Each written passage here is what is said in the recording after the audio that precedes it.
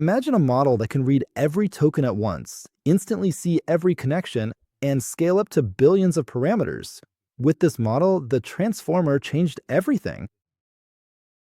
Welcome to Lesson 2, Transformers and Emergent Architectures. The original transformer includes two powerful engines: the encoder, which takes in the entire input, and the decoder, which generates output one token at a time. Unlike RNNs, both work without having to merge step by step through time. Instead, everything happens in parallel. To understand why this matters, we need to look inside. The encoder uses bidirectional self-attention.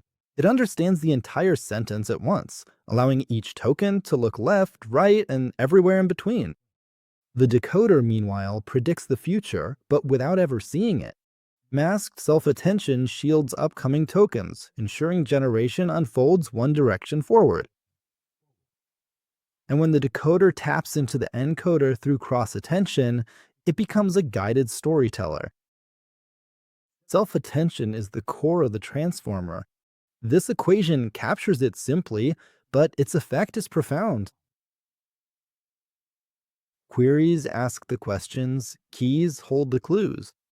The dot product determines relevance. The softmax turns relevance into attention. And the values deliver meaning defined by context.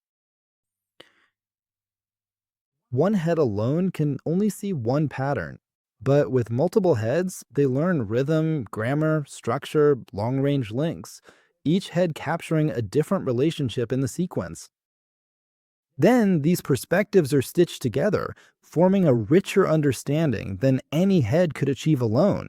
This is multi-head attention. After attention comes transformation. A feed-forward network expands the representation, applies a nonlinear shift, then compresses it back. This simple structure acts like a refinishing step, sharpening meaning at each layer.